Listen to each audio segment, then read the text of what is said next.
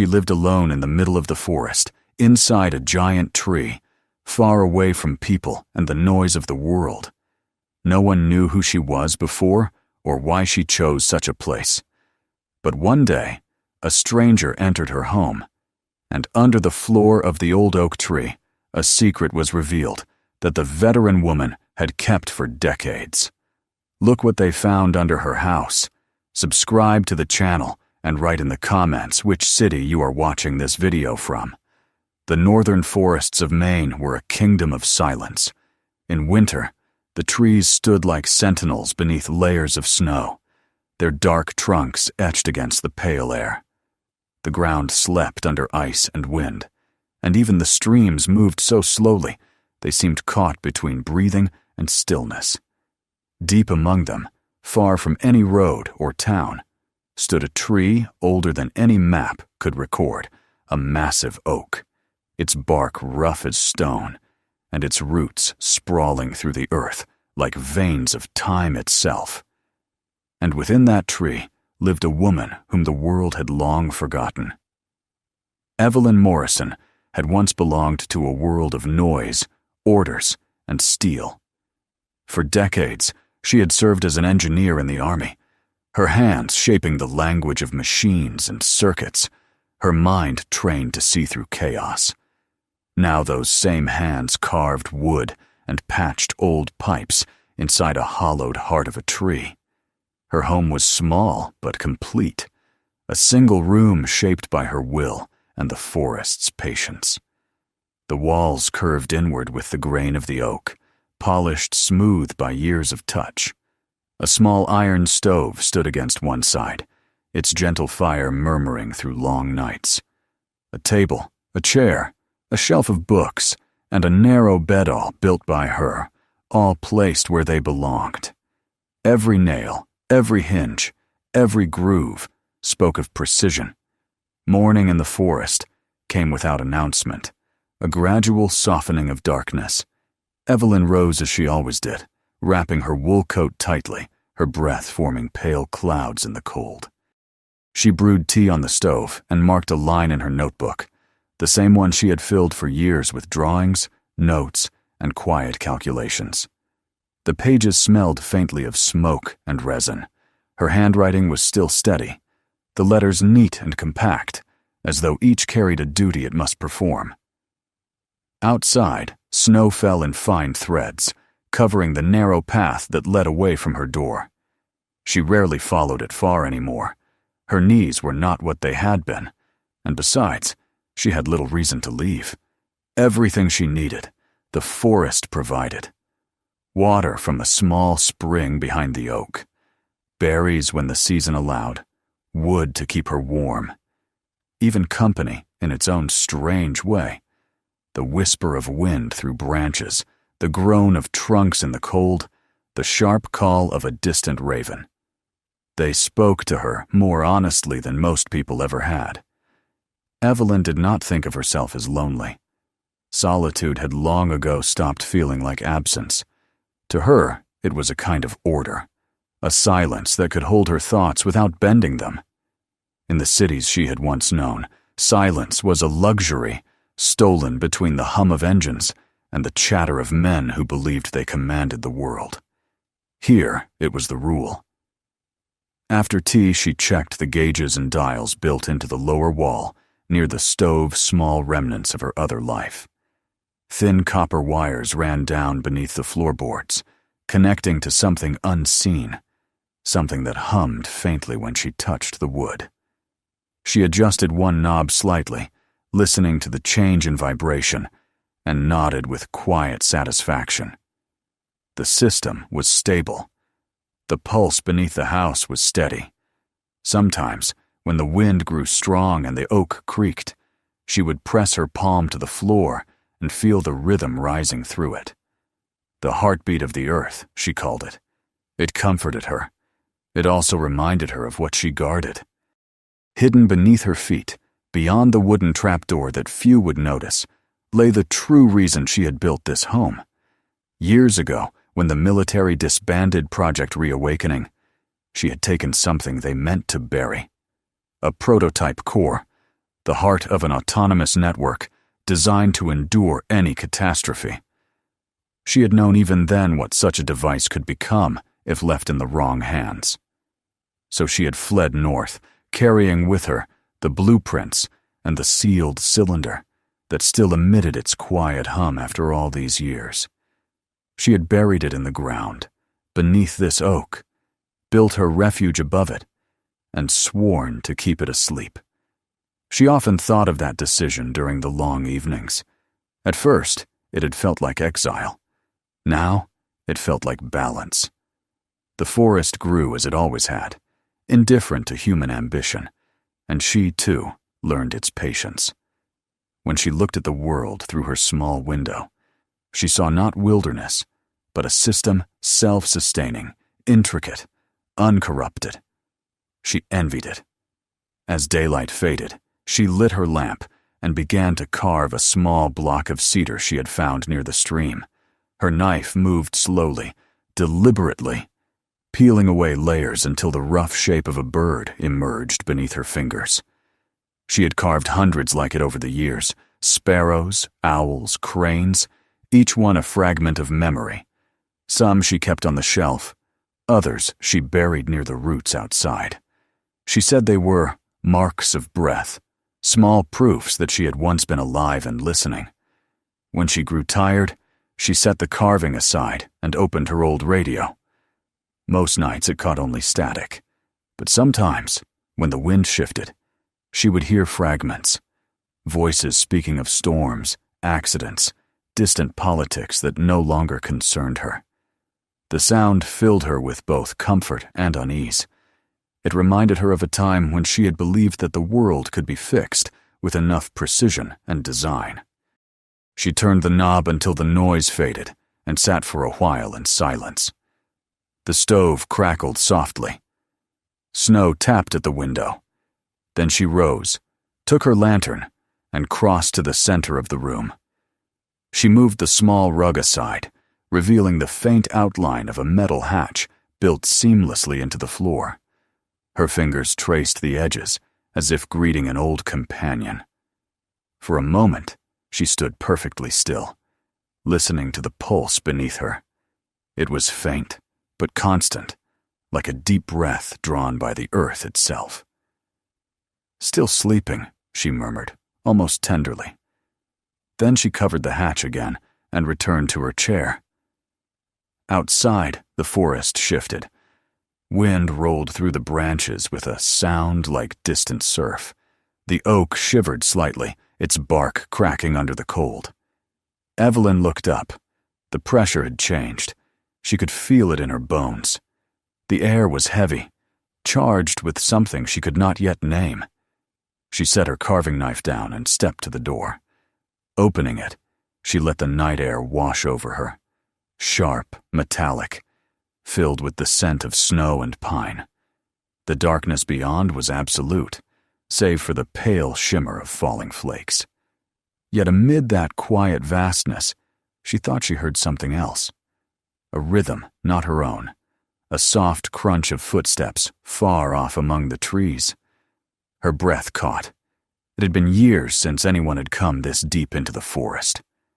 Hunters sometimes strayed close, but none ever reached the old oak. She waited, her hand resting on the doorframe, every sense alert. The sound faded, then returned, closer this time, deliberate. Whoever it was, they were moving slowly, carefully, perhaps drawn by the faint curl of smoke from her stove. She closed the door quietly and bolted it.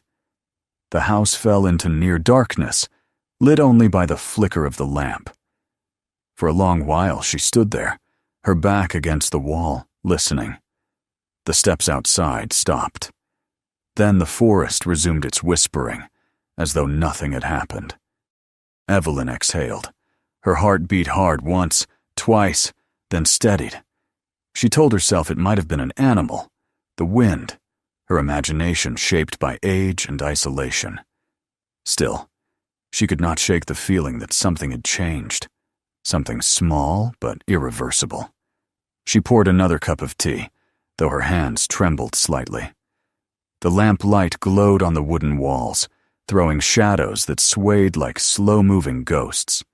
She remembered a line from an old poem she used to read to her husband before he died. A line about the stillness before the storm, about how silence sometimes warns of the world turning its face. She repeated it softly to herself, as if to calm her thoughts. When she finally lay down, the wind had begun to rise again. Snow pressed harder against the window, and the oak moaned with the weight. Somewhere beneath her, deep in the soil, she thought she felt the faintest vibration, a whisper from the sleeping heart below. The feeling passed, but not before a memory stirred. The hum of the project's first activation all those years ago. The sound of something waking that should never have been born. Evelyn turned on her side, eyes open in the dark. "Not yet," she said aloud. "Not while I'm still here." The forest did not answer. Only the steady creak of the oak replied, like an old giant shifting in its sleep. Outside, the faint sound of movement came once more. A figure, unseen through the snow, paused at the edge of the clearing, its lantern flickering weakly in the wind. Then it turned toward the light spilling faintly from Evelyn's window and began to approach. Inside, she felt the house breathe with her, the boards expanding under the cold. Her pulse matched the rhythm of the storm. Something was coming. She knew it in the marrow of her bones. Not danger exactly, but change, the kind that arrived without warning and never left a place the same. As she reached out to close the shutters, she whispered to herself the promise that had guided her through the years, to protect what the world must never reclaim. But she also knew the forest would not have sent someone here without reason. When she extinguished the lamp, the room fell into complete darkness, and only the ember glow of the stove marked the line between her and the cold expanse beyond the walls. She lay awake, listening, her hand resting lightly on the floor above the hidden chamber, feeling its steady hum beneath her palm. The night deepened. Wind tore through the branches, snow hissed against the bark, and far away, footsteps faded into the forest's breath. Evelyn closed her eyes but did not sleep. Somewhere in the distance, thunder rolled across the frozen sky, and the old oak groaned as though remembering an ancient weight. Beneath it all, faint and patient, the hum continued, a sound older than regret, waiting for the moment when silence would no longer be enough.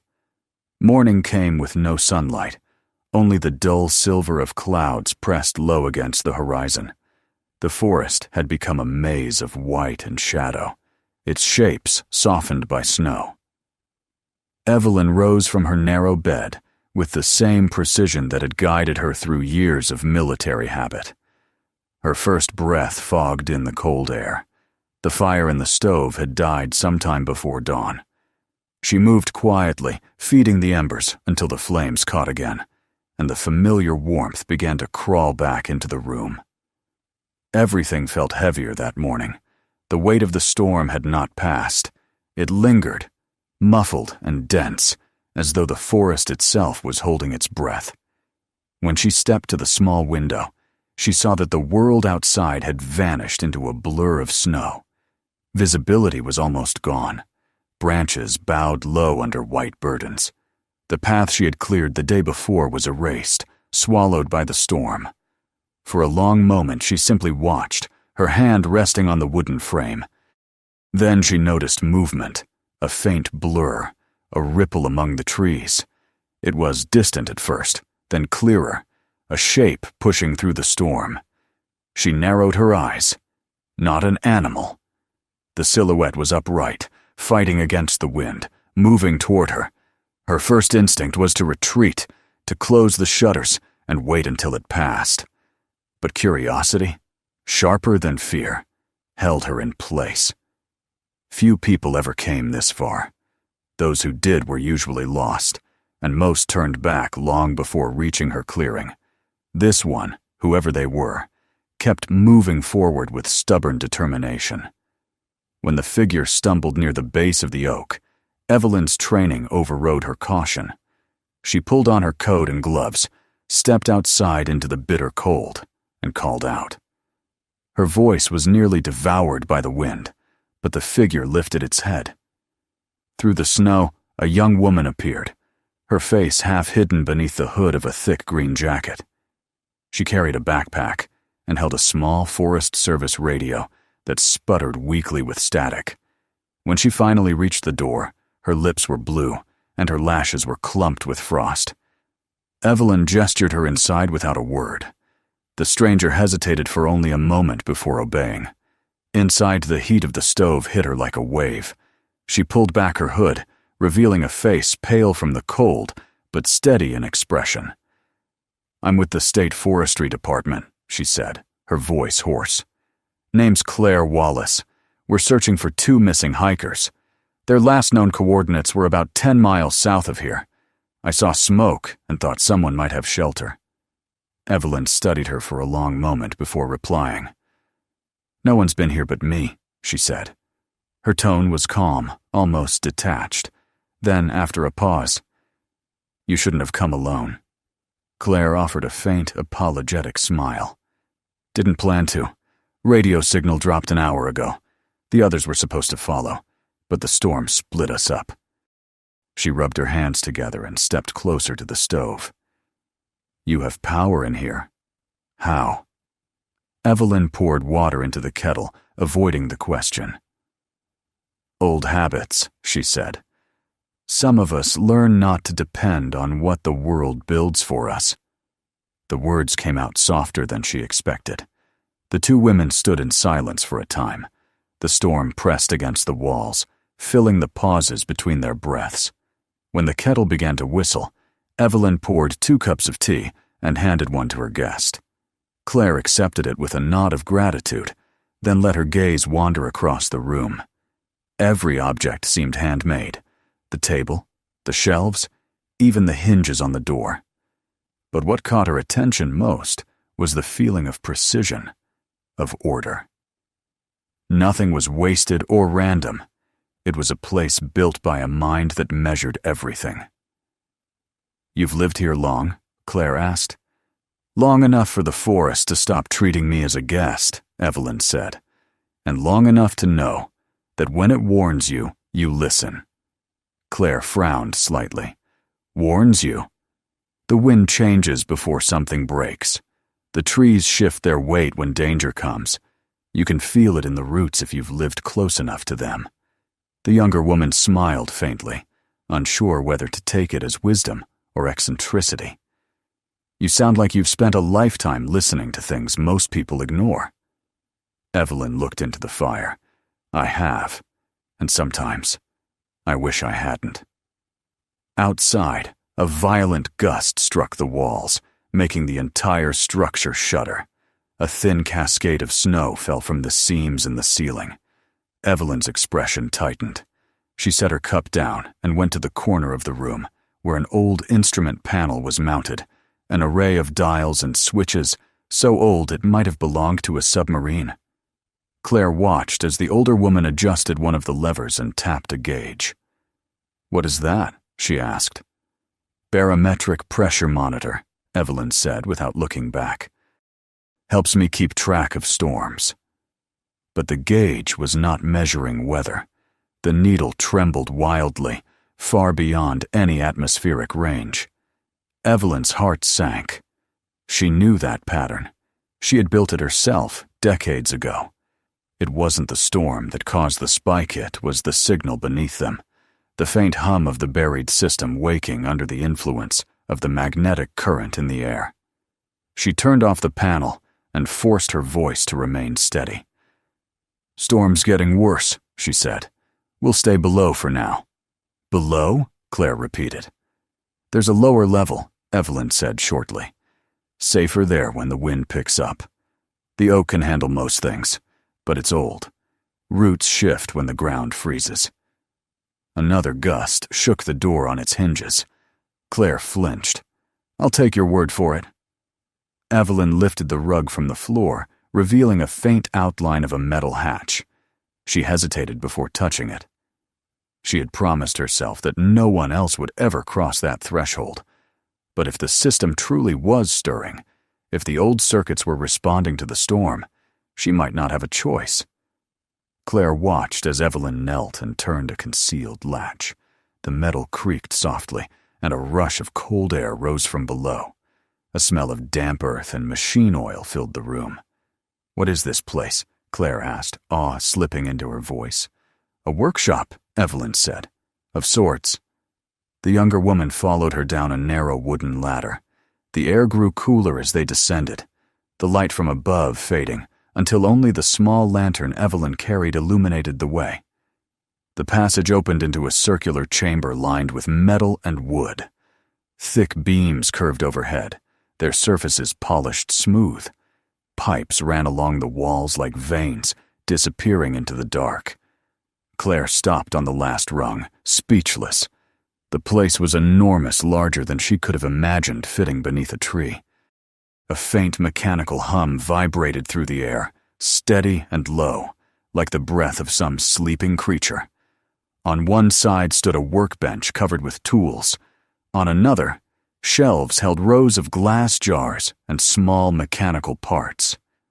"This isn't possible," Claire whispered. "You built all of this?" Evelyn nodded once. "Over time, the earth teaches patience. You'd be surprised what you can build when you listen to it." "But why?" Evelyn set the lantern down on the table. Its light revealed her face. Calm, but tense. The eyes of someone who had spent years preparing for a question that must never be asked. "Because some things shouldn't belong to the world," she said quietly. "And because I once helped create one of them." Claire stared at her, confusion and fear mingling in her gaze. "You're saying something dangerous is down here?" Evelyn didn't answer immediately. Instead, she crossed the room and touched a section of the far wall. The metal was cold under her fingers, but she could feel the vibration inside it, the faint pulse she had monitored for decades. "It's asleep," she said. "Has been for a long time. But the storm..." The words trailed off.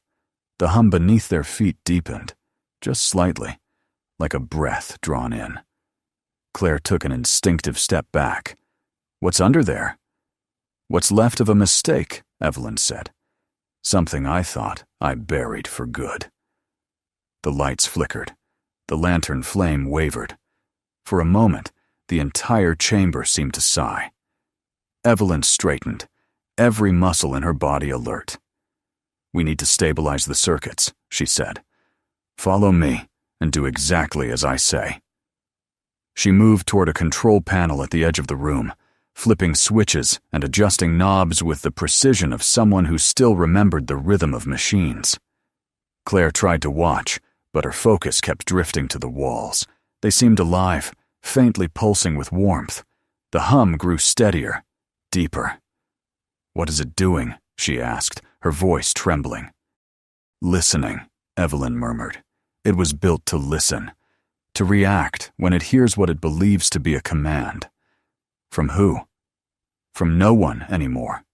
The younger woman's throat tightened. "Then what happens if it reacts?" Evelyn's eyes met hers, and for a heartbeat, Claire saw something raw behind their calm, the fear of someone who knows exactly how much damage her own creation could do. "It remembers what it was made for," Evelyn said, "and that cannot happen again." Outside, thunder cracked across the frozen sky. The vibration rolled through the ground and into the chamber, rattling the beams. Dust fell from the ceiling. Evelyn steadied herself against the wall, then turned back to the control board. Her hand hovered above a switch. "We'll be safe down here until the storm passes," she said. "But if you hear anything at all, that sounds like a voice, don't answer." Claire nodded slowly, though she didn't understand. The hum continued, blending with the muffled roar of wind above. She glanced at the older woman, whose face was half shadowed by the lantern's glow. There was no panic there, only focus. the stillness of someone used to standing on the edge of disaster. Evelyn adjusted one final dial and listened. The vibration steadied, softer now, retreating back into the earth. She allowed herself to breathe again. "It's holding," she said. "For now." Claire let out a shaky laugh. "You make it sound like it's alive." Evelyn looked toward the floor, where the faint pulse of the buried core echoed beneath them. "In its way, it is," she said. They stood there in silence for a long time. The storm above howled, shaking the tree that sheltered them. Yet within that underground chamber, the air felt strangely calm, protected by the layers of earth and roots. Claire sank onto a wooden crate, still trying to make sense of what she had seen. Evelyn moved slowly around the room, checking valves and tightening bolts, every motion deliberate. Finally, Claire spoke again, her voice softer. "You could have lived anywhere. Why here?" Evelyn paused. Her gaze drifted upward, toward the ceiling of interwoven beams and soil. "Because here, the noise of the world can't find me," she said. "Up there, they build things to forget their mistakes. Down here, I remember mine." Claire watched her, realizing that the woman before her was not simply hiding. She was keeping something dangerous from ever waking. There was sadness in her, but also purpose.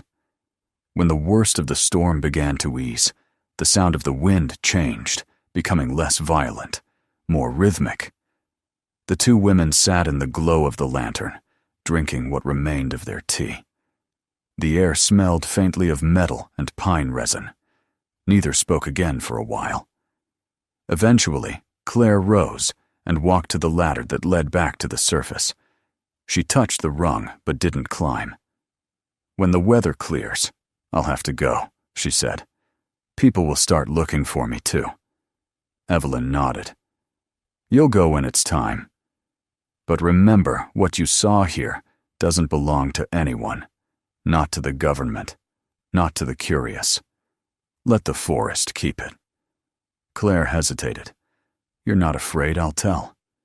"If you do, they'll come," Evelyn said simply. "And when they come, this place dies. I think you can feel that."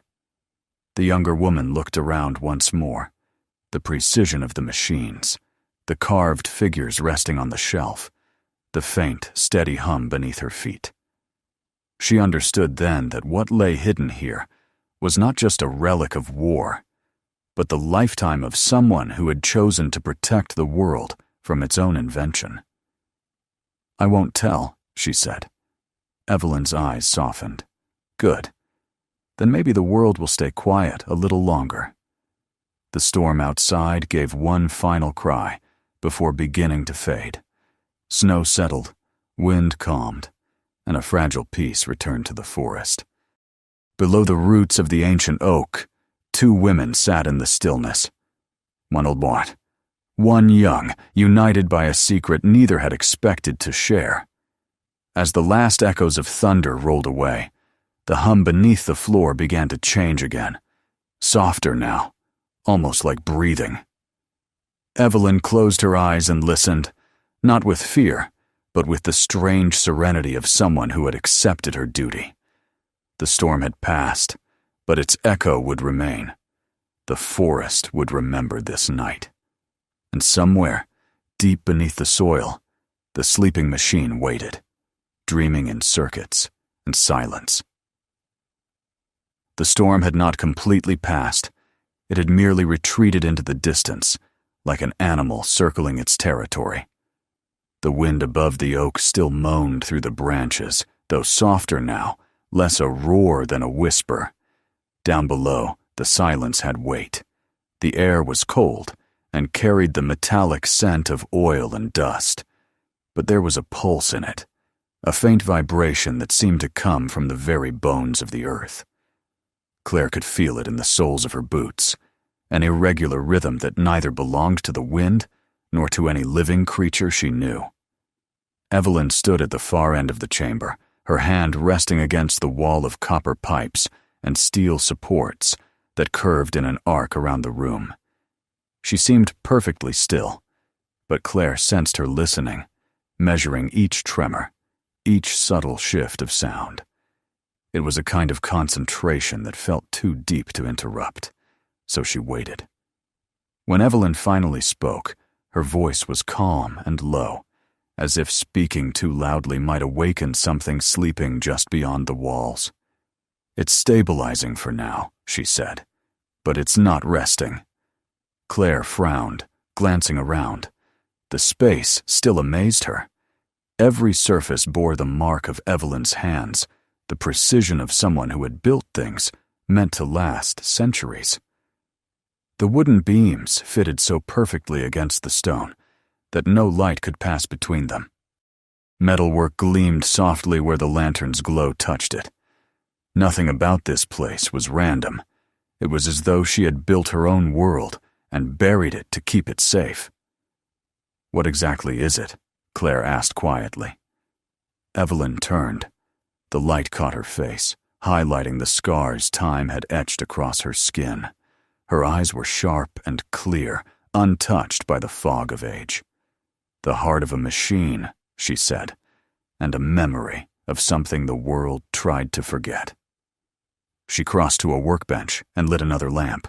The glow revealed a map pinned to the wall lines drawn in ink, intersecting across blank spaces labeled with small numbers.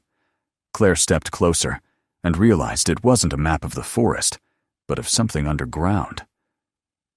"These are tunnels," she murmured. "They were," Evelyn corrected. "Long before I made this place. I used what remained, reinforced it, connected it. When I first came here, I thought it would be a refuge. Instead, it became a promise." She reached for a lever near the bench and pulled it gently downward. Somewhere behind the wall, gears turned, followed by a low mechanical sigh. Lights flickered along the far side of the chamber, dim at first, then steady. Claire stepped back as the darkness peeled away to reveal the full scope of what lay hidden. An enormous cylindrical structure embedded in the rock, its surface covered with plates of dark metal engraved with symbols she couldn't read. "This," Evelyn said, "is what I swore to protect." The object seemed to breathe. There was no other word for it. A soft pulse of light rippled along its surface, fading and returning in slow waves.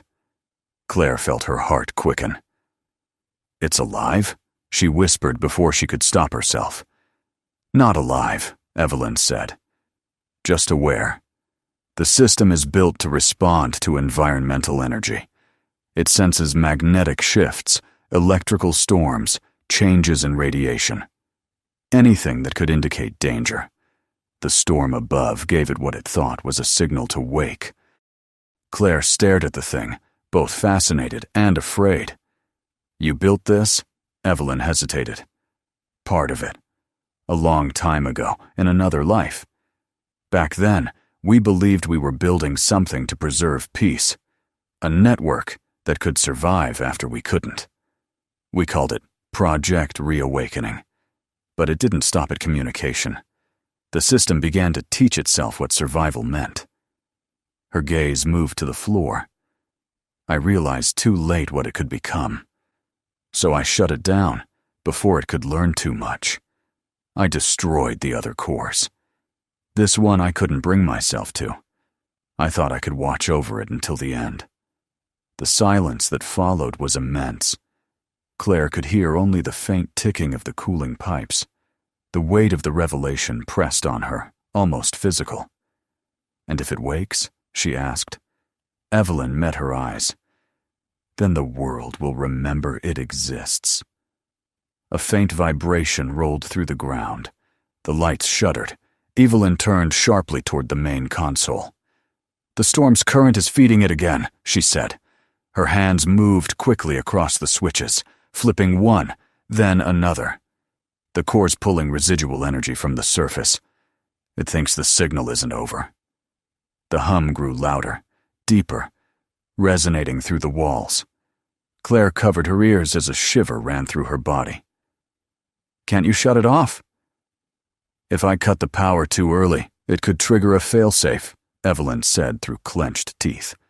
"It might believe it's under attack, and if that happens, it will send out a broadcast. Even after all these years, there's no telling what could respond." The sound increased to a low, rhythmic pulse, echoing like a heartbeat.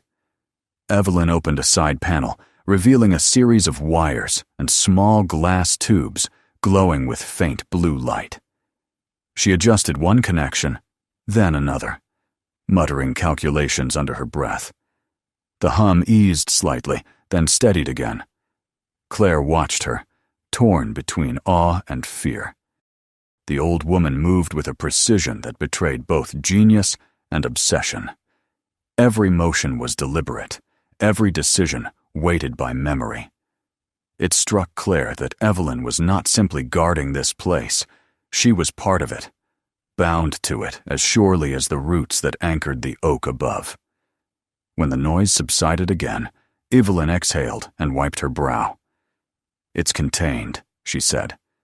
"But it's learning faster now. The circuits haven't slept as deeply as I thought." Claire shook her head, struggling to understand. "Learning? You mean it can think? It can calculate probabilities, predict outcomes, adapt to patterns. Enough of that becomes thought in its own way. It doesn't dream like we do. It analyzes. It waits. And it remembers the last command it ever received." "And what was that?"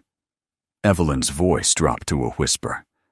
"To protect at all costs." The meaning of the words settled between them like frost. Claire looked at the cylindrical core, its faint light pulsing through the dark, and suddenly she could almost imagine it thinking, reaching through the soil, listening for enemies that no longer existed. The idea sent a chill through her. Another crack of thunder shook the chamber, followed by a low rumble as bits of dust drifted from the beams. The storm was moving closer again. Evelyn's expression hardened. "We can't stay here when it hits full strength. The magnetic surge could trigger the main loop." Claire glanced toward the ladder that led back to the surface. "Then we should go." "No," Evelyn interrupted. "If we leave it, no one will be here to stop it. Once it starts transmitting, I won't be able to reach the manual controls again." "Then what do we do?" Evelyn walked to the core and placed her hand flat against its cold surface. "We wait for the surge, and when it peaks, I shut it down from inside the system." Claire's pulse raced. "Inside? You mean physically?" "I built a maintenance chamber beneath the primary generator. There's a manual override. It cuts every circuit, every link. But it was designed to be used once." The old woman's calm frightened her more than any storm could.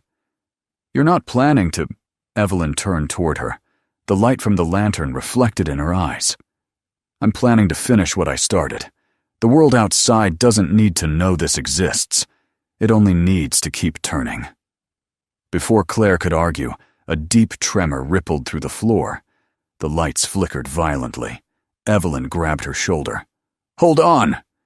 The sound of grinding metal filled the air, followed by a high-pitched whine that made both women wince. The storm's energy had reached them again, channeled through the roots and into the buried machine. The pulse of light on the core's surface quickened, no longer steady, but erratic. Evelyn moved fast, adjusting levers, switching circuits, redirecting current. Sparks flew from one of the panels, illuminating her face in brief flashes. Claire wanted to help but didn't know how. The air smelled of ozone and burning dust. "Tell me what to do," she shouted over the noise. "Nothing," Evelyn said. "Just stay behind me." The hum became a roar. The metal walls vibrated so fiercely that the lantern rattled off the table and shattered. Darkness swallowed them except for the pulsing light from the core, which now burned like a heart aflame. Evelyn reached for the final switch, her hand steady despite the chaos around her. Then, suddenly, silence. The sound stopped as abruptly as it had begun. The air hung motionless. Claire realized she was holding her breath. The core's light dimmed to a faint glow, no longer flickering. Evelyn stepped back slowly, her chest rising and falling with exhaustion. "It's responding," she said softly. "The storm's charge is passing. It'll go quiet again soon." Claire's legs felt weak. She sank onto the nearest crate and tried to steady herself. "I don't know how you live with this," she said. "I don't know how you sleep." Evelyn smiled faintly, though it didn't reach her eyes. "I listen. When it's quiet, I sleep. When it isn't, I remember why I'm still here."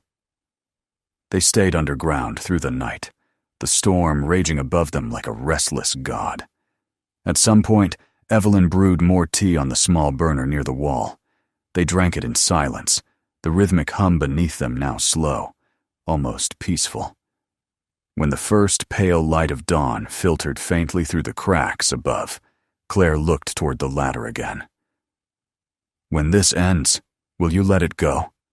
Destroy it?" Evelyn shook her head. "Some things can't be destroyed without being remembered.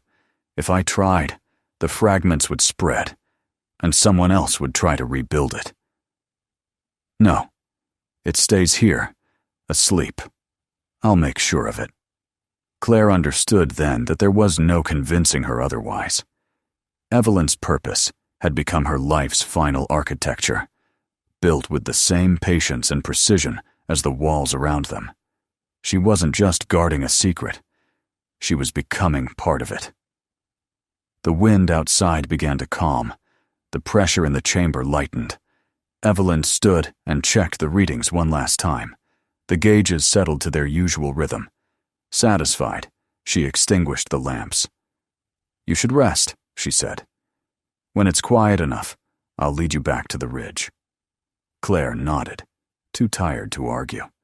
She lay down on a folded blanket near the wall, her thoughts circling endlessly through what she had seen. The last thing she heard before drifting into sleep was the soft hum of the machine and the old woman's footsteps moving slowly toward the far corner, where the carving table stood. When she woke hours later, the lanterns were lit again. Evelyn was sitting at the table, knife in hand, shaping a new piece of wood. The air smelled of sawdust and resin. On the table beside her lay a half-carved figure of bird in flight, wings half-formed. She looked up as Claire stirred. "You made it through the night," Evelyn said. "So did you," Claire replied, "for now." Evelyn smiled gently, then gestured toward the carving. "When you leave, take this with you, a reminder of what silence can build." Claire looked at the unfinished bird, then at the old woman who had built a life beneath a tree to guard a ghost of human invention. The storm might have passed, but she knew the true weight of it remained down here, sleeping beneath their feet. Above them, the forest was still. The snow would soon melt. Life would return to its rhythm. But in the heart of the oak, deep in the soil that remembered everything, the machine waited quiet, patient, dreaming of the day when it might hear another signal and mistake it, once again, for a call to protect. The morning after the storm carried with it a deceptive calm. The forest above the buried chamber was unrecognizably still, as if the snow and ice had smothered even the idea of sound. The air was sharp and crystalline, filled with light so clean it hurt the eyes. Beneath that fragile surface, Evelyn Morrison moved with the deliberate pace of someone who had lived through too many false dawns to trust the quiet. She could feel the difference in the ground itself. The hum that had once trembled beneath her feet was too steady, too measured. The core had not simply gone back to sleep, it had begun to think. Claire had sensed the change as well. When she woke on the small cot near the wall, the silence felt heavier, like a presence rather than an absence. She sat up, her eyes following Evelyn's movements, as the older woman checked gauges and valves, her breath fogging in the cold air. "Is it over?" she asked, though she already knew the answer. Evelyn paused without turning. "The storm's done. The rest?" "No. Not yet." The lantern on the workbench flickered. Dust floated in the beam of its light, drifting like fine snow.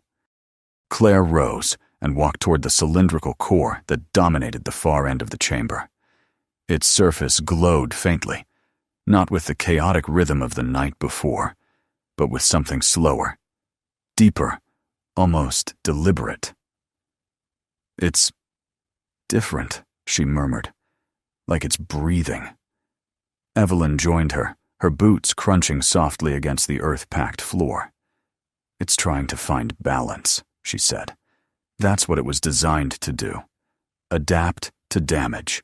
Correct instability." She reached out and laid a hand against the cold metal. "But that's also what makes it dangerous. It doesn't know the difference between life and preservation. If it thinks the world above is still in danger, it will act." Claire's pulse quickened.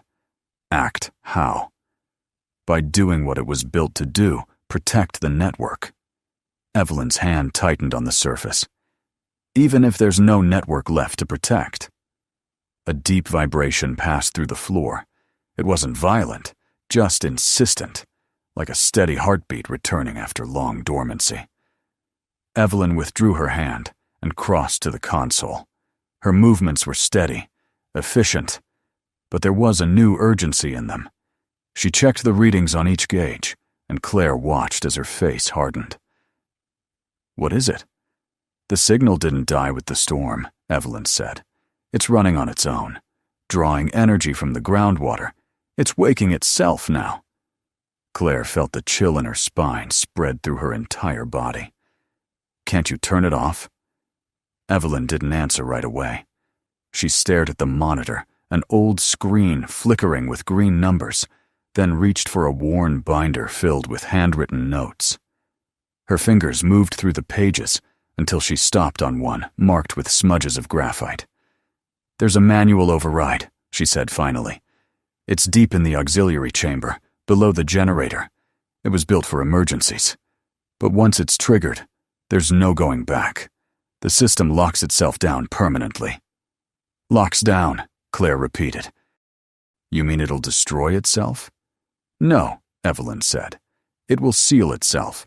Shut down every circuit, close every vent, collapse the chamber if it has to. It was meant to be final." She looked up from the book, her expression calm but resolute. "Someone has to go down there and do it manually. There's no remote access left. That someone is me." Claire shook her head. "You can't. There has to be another way. You've kept it stable this long." "This storm changed everything," Evelyn interrupted. "The magnetic surge gave it energy. More than I can drain now. It's alive enough to defend itself. If it starts transmitting again, it'll send a signal on frequencies we can't predict. If even one receiver still listens, it could wake others. There's no second chance." She began gathering tools from the workbench wrenches, a coil of wire, a small torch. Her movements were slow but sure, like someone dressing for an old, familiar ritual. Claire watched in silence, feeling a helplessness she had never known before. She had come to this forest searching for missing hikers, and had instead found something that made the idea of being lost almost merciful. "I'm going with you," she said suddenly. Evelyn didn't look up. "No, you're not. I won't let you do this alone." Evelyn turned, her gaze sharp enough to still the younger woman mid-step. "Listen to me, Claire. You don't understand what's down there. The chamber was built to close once the override is pulled. There's no exit. It's designed that way." Claire's throat tightened. "Then you'll die." Evelyn nodded once. "It's a fair trade. I built it. I'll end it." For a long moment, neither spoke. The hum deepened again, vibrating through the walls.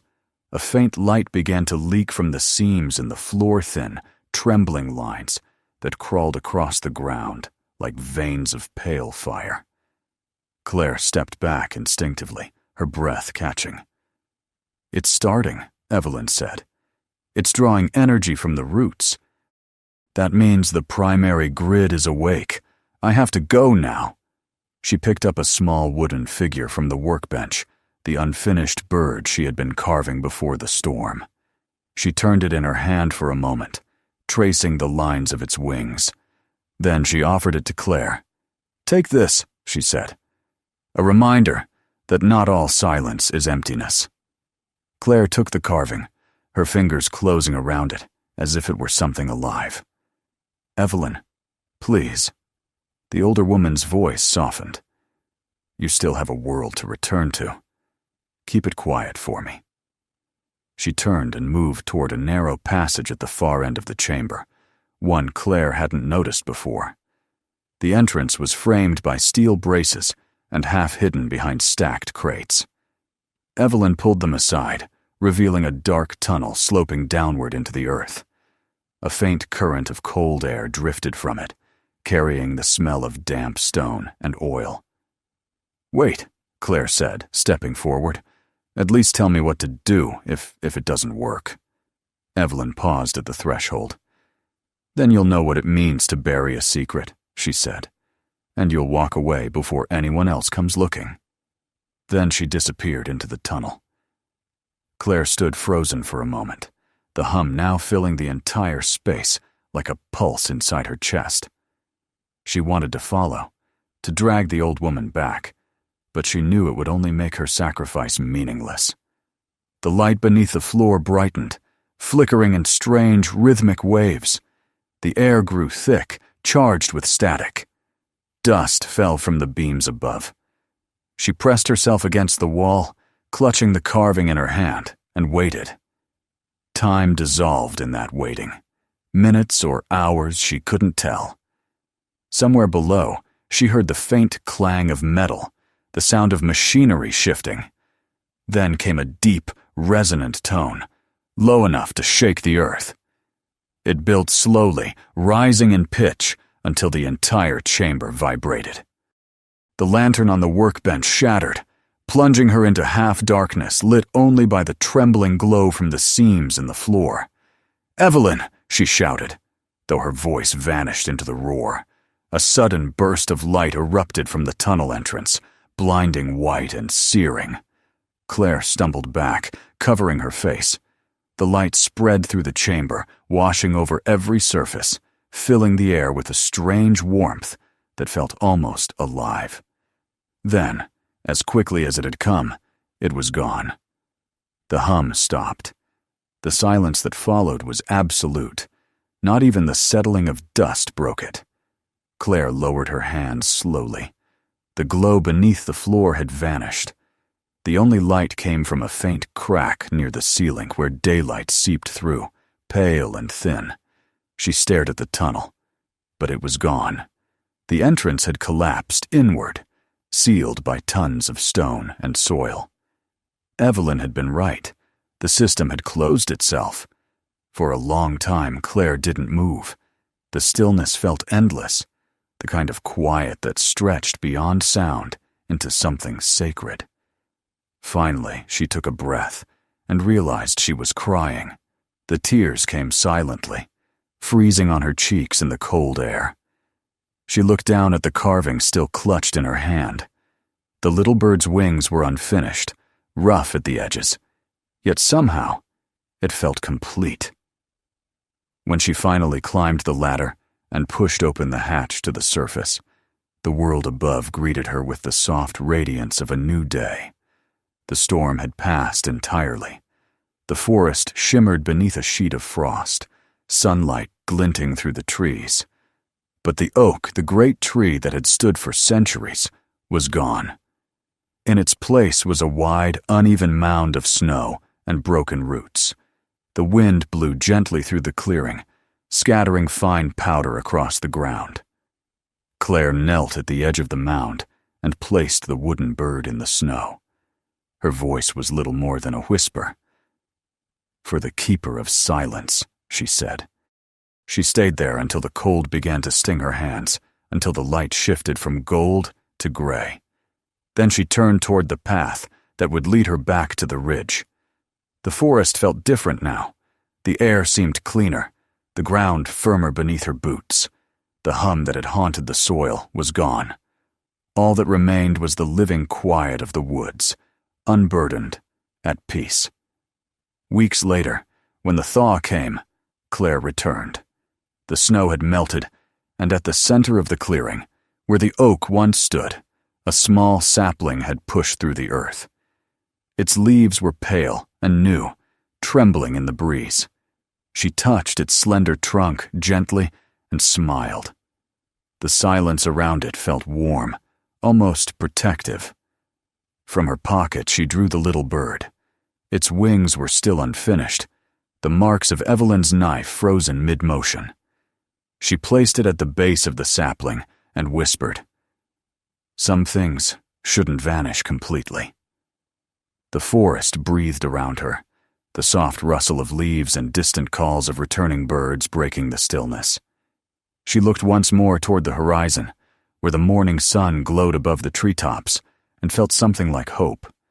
Not for herself, but for the quiet Evelyn had left behind, a quiet that was no longer heavy with secrets, but filled instead with life waiting to begin again. As she walked away, the wind rose briefly through the trees, a sound like a sigh that might have been gratitude. Beneath the soil, deep where no root or tool could reach, the last remnants of the machine lay dormant, sealed in its chamber of earth and silence. It would never wake again, for its keeper had given it peace. And far above, where the sapling reached toward the sky, the forest continued to grow, carrying within its roots the memory of the woman who had traded her breath for stillness. Evelyn Morrison had built her final masterpiece not from metal or wire, but from silence itself, a silence so complete it had become a kind of song, one only the earth could hear.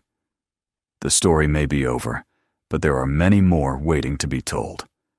Subscribe to the channel so you don't miss the next one, watch our other stories if you haven't yet, and share this video with someone who loves a good mystery.